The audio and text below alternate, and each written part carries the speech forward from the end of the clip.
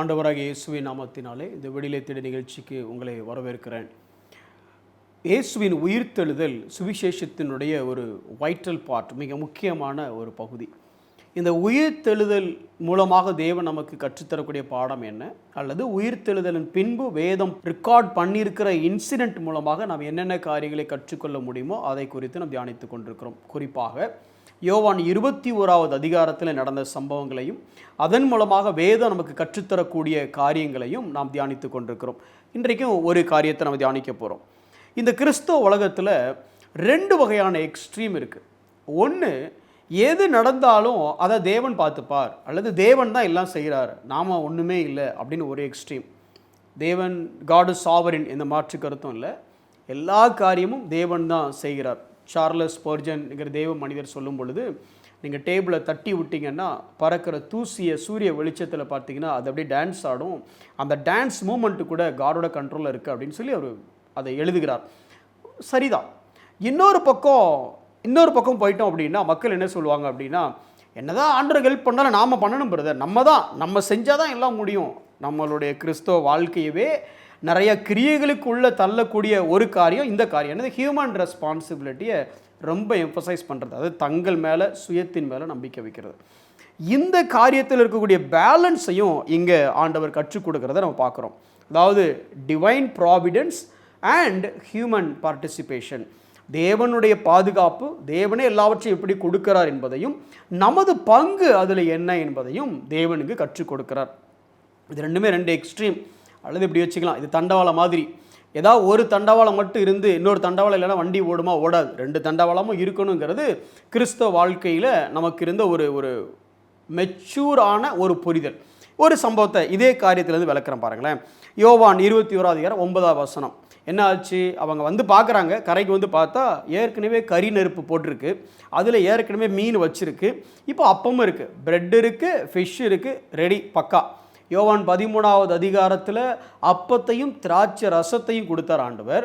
இங்கே அப்பத்தையும் மீனையும் கொடுக்குறாரு. நல்ல ஒரு நான்வெஜ் மீல்ஸ் ரெடியாக இருக்குது. நைட்டு ஃபுல்லாக செம ஹார்டு இருக்குது, அதில் டிஸப்பாயின்மெண்ட்டு ஃப்ரஸ்ட்ரேஷனோடு வந்தால் பக்காவாக சாப்பாடு ரெடியாக இருக்குது. சூப்பர்.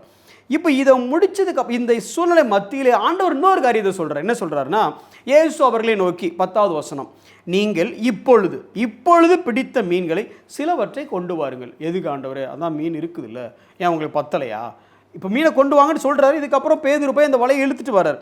என்ன அர்த்தம், ஆல்ரெடி பிரெட் இருக்குது, ஆல்ரெடி ஃபிஷ் இருக்குது, இப்போ திருப்பி இந்த ஃபிஷ்ஷை கொண்டு வர சொல்கிறாரு.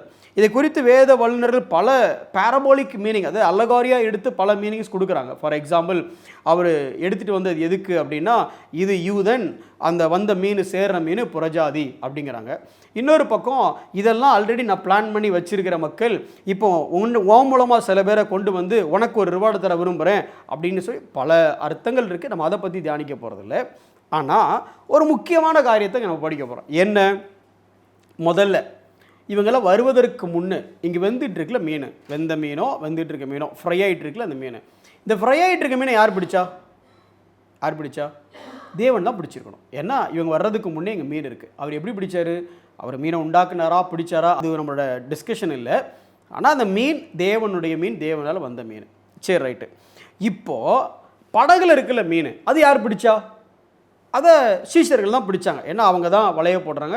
153 பெரிய மீன்கள் அங்கே மாட்டுச்சு, அதை அவங்க தான் பிடிச்சாங்க. இப்போ ஆண்டவர் கேள்விக்கு என்ன சொல்கிறாருன்னா, சரிப்பா, இது நான் பிடிச்ச மீன், அது நீ பிடிச்ச மீனா? ஆமாம். ஆனால் நான் உன்னை கேட்கும்போது என்ன சொன்னேன், பிள்ளைகளே சாப்பிட ஏதாவது இருக்கான்னு கேட்டேன். நீ என்ன சொன்னேன், we caught nothing அப்படின்னு சொன்னேன். அப்போ உங்ககிட்ட தான் ஒன்றுமே இல்லையே, ஒன்றுமே இல்லாமல் இருந்த உங்ககிட்ட எப்படி இப்போ மீன் வந்துச்சு? அது நீங்கள் சொன்னதுக்கப்புறம் வந்துச்சு. இப்போ அது யார் மீன், உங்களுக்கு புரியும் நினைக்கிறேன்ல. இப்போ இங்கே ஏற்கனவே இருக்கிற மீன் இவர் மீன், இப்போ கரையில் இருக்கிற மீன் இவர் மீன். ஆனால் கடலில் அவன் இருக்கும்பொழுது இவங்ககிட்ட மீனே இல்லை. மீன் இருக்காப்பான்னு கேட்டார், அவன் இல்லைன்னு சொன்னான். அப்போ ஆண்டவர் சொன்னார், வலையை வலது பக்கமாக போடுன்னு சொன்னார். போட்டதுக்கப்புறம் தான் மீன் கிடச்சிது. இவர் சொல்லி இவங்க வலையை போட்டதுக்கு அப்புறம் தான் மீன் கிடச்சிது. தம்பி, அது யார் மீன்? நீங்கள் சொல்லி தான் கிடச்சிது, அப்போ அதில் உங்களுக்கும் பங்கு இருக்குது போல இருக்குது, அதுவும் உங்கள் மீன் தான். வேடிக்கையாக எதுக்கு சொல்கிறேன் அப்படின்னா, போட்டில் வலைக்கில் இருந்த ஃபிஷ்ஷும் அவர் ஃபிஷ்ஷு தான், கரையில் நெருப்பில் இருந்த ஃபிஷ்ஷும் அவர் ஃபிஷ்ஷு தான். ஏன்னா ஃபிஷ்ஷுனாலே கடலில் தான் இருக்கும், இல்லை ஆற்றுல தான் இருக்கும். தண்ணிக்குள்ளே இருக்கிற எல்லா ஃபிஷ்ஷுமே அவர் ஃபிஷ்ஷு தான். அதை நம்ம புரிஞ்சுக்கணும். அப்படி இருந்தும் ஏன் அவர் அவங்கள கொண்டு வந்து அந்த மீனை இங்கே போட சொல்கிறாரு? நல்ல கவனிங்க. இந்த உலகத்தில் ஒரு விஷயம் நமக்கு புரியணும். God doesn't need our help. தேவனுக்கு நம்மளுடைய உதவி தேவைப்படுவதே இல்லை. அல்லது நான் இல்லைன்னா தேவனால் செய்ய முடியுமானா நிச்சயமாக செய்ய முடியும். ஒரு தவறான புரிதல் இருக்குது. நீ இல்லைன்னா யார் தம்பி அதை செய்வா? இல்லை, அப்படிலாம் கிடையவே கிடையாது. நீ இல்லைன்னா யாரால் செய்ய உன்னை வச்சு செய்யணும்னு ஆசைப்படுறாரு, அதில் எந்த மாற்று கருத்தும் இல்லை. ஆனால் இப்போ அவர் ஹெல்ப்பை எதுக்கு கேட்குறாருன்னா, அவருக்கு ஹெல்ப்பு தேவைப்படுறதுனால அவர் ஹெல்ப்பை கேட்கல. அவர் ஹெல்ப்பை கேட்குறதே எதுக்குன்னா ஓன் நன்மைக்காக தான் கேட்குறாரு. இந்த மீனை நான் ஒன்றும் ஓன் தயவில் பிடிக்கல, கரையில் இருக்கிற மீனை ஒன்றும் ஓன் தயவில் பிடிக்கல. ஏற்கனவே இந்த மீன் இருக்குது.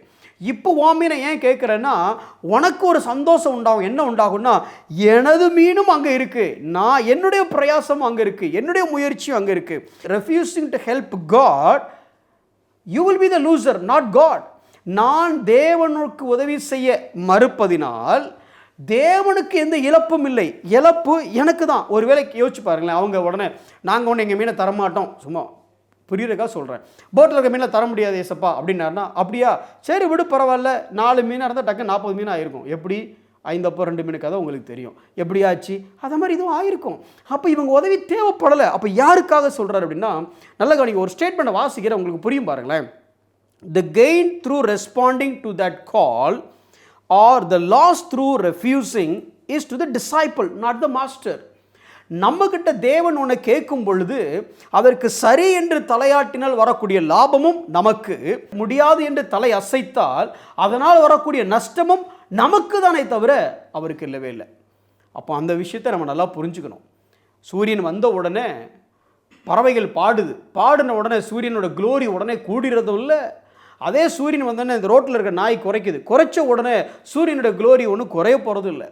அதே மாதிரி தான் தேவனுடைய மகிமையும் கனமும் தேவனுடைய வல்லமையும் மாறாதவைகள். தேவனால் உங்கள் உதவி இல்லாமல் எல்லாமே இந்த உலகத்தில் செய்ய முடியும். ஏன்னா அவர் சாவரின் காடில் எந்த மாற்றம் இல்லை.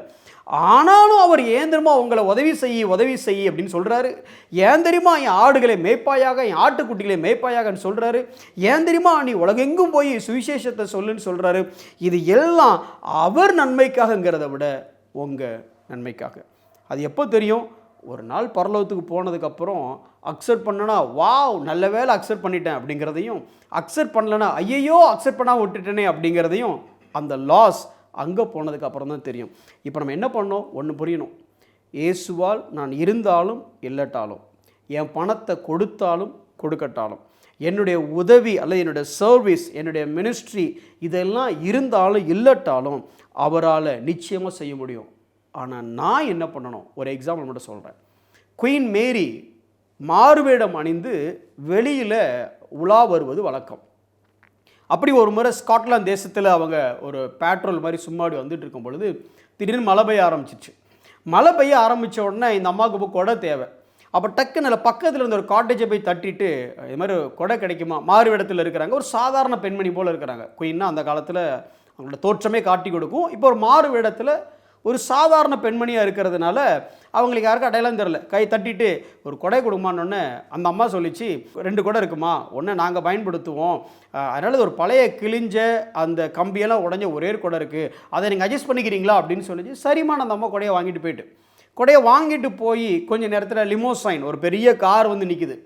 இது ராணி வரக்கூடிய காராச்சு, இவ்வளோ பெரிய கார் நம்ம வீட்டு முன்னாடி வந்து நிற்குதுன்னு சொல்லி அந்த அம்மா ஸ்க்ரீனை விளக்கிட்டு பார்த்தா அந்த காரில் இருந்து ஒரு நபர் இறங்கி வருகிறார். ஒரு அஃபிஷியல் இறங்கி வர்றாரு. அவர் கையில் ஒரு பார்சல். அந்த பார்சலில் திறந்து பார்த்தா பார்சல் என்ன இருந்துச்சுன்னா கிழிஞ்சி போன கொடை இருந்துச்சு. உடனே அவர் அந்த கொடையை கொடுத்துட்டு, ராணி உங்ககிட்ட இந்த கொடையை கொடுத்து நன்றி சொல்ல சொன்னாங்க அப்படின்னு சொல்லிட்டு போயிட்டார். இப்போ இந்த அம்மாவுக்கு ஐயையோ ராணிக்கு உதவி செய்ய கிடைச்ச வாய்ப்பு, எவ்வளோ பெரிய ரிவார்டு கிடைச்சிருக்கும், என்னுடைய பெஸ்ட்டை ராணிக்கு கொடுத்துருக்கலாமே, என்னுடைய ஒஸ்ட்டை கொடுத்துட்டனே அப்படின்னு சொல்லி வருத்தப்பட்டாங்களாம். அதே தான் இந்த நிலைமையிலையும் தேவன் மீனை கேட்கும் பொழுது ஏதோ அவரால் மீன் பிடிக்க முடியாதுங்கிறதுனாலையோ இல்லை அவர்கிட்ட மீன் இல்லாததுனாலையோ அல்ல. மீனுன்னு சொன்னால் உங்கள் பணமாக இருந்தாலும் சரி, உங்கள் நேரமாக இருந்தாலும் சரி, உங்களுடைய திறமையாக இருந்தாலும் சரி, உங்களுடைய தாளந்து எதுவாக இருந்தாலும் தேவன் உங்களிடத்தில் கேட்கும் பொழுது which doesn't mean that he doesn't have it. In fact he doesn't need it. இருந்தாலும் அவர் உங்களை தேடி வராரு உங்களை ஆசீர்வதிப்பதற்காக. ஏதாவது தேவனுக்காக நாம் செய்வோம், நமது நன்மைக்காக. கண்களை மூடி நாம் ஜெபிப்போம். ஆண்டவரே, என் நாமத்து நிமித்தம் ஒரு கலசம் தண்ணீர் குடிக்க கொடுத்தவனும் அதன் பலனை அடையாமற் போகான். You are not an unjust God, not to reward.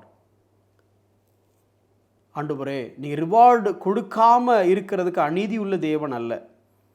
அப்படி ரிவார்டு கொடுத்து எங்களை ஆசீர்வதிக்கணுங்கிறதுக்காகவே எங்களுக்கு இந்த மாதிரி கமிஷனையும் எங்ககிட்ட இருந்து நீங்கள் சில காரியங்களை எதிர்பார்க்கிறத நாங்கள் பார்க்குறோம். ஆண்டவரே, எங்கது நன்மைக்காகவே நீங்கள் எல்லாம் செய்கிறீங்க. ஆண்டவரே, அதை உணர்ந்தவர்களாக, உம்முடைய இருதயத்தின் ஏக்கத்தை அறிந்தவர்களாக, எங்கள் மீது நீர் வைத்திருக்கிற அன்பின் நிமித்தம் அந்த டிவைன் சாவரனிட்டி கூட எங்களுடைய ரெஸ்பான்சிபிலிட்டியும் ஆண்டவரே நாங்கள் இணைத்து கொள்ள எங்களுக்கு உதவி செய்யுங்கப்பா. அப்பா, அந்த சாவரின் டிவைன் ப்ராவிடன்ஸு கூட எங்களுடைய பார்ட்டிசிபேஷன் இருக்கட்டும். ஆண்டவரே, அது எங்களுடைய நன்மைக்காக என்பதை நாங்கள் புரிந்து கொள்ள உதவி செய்யும். ஆசீர்வதியும் காத்துக்கொள்ளும். இயேசுவின் நாமத்தில் பிதாவே, ஆமென்.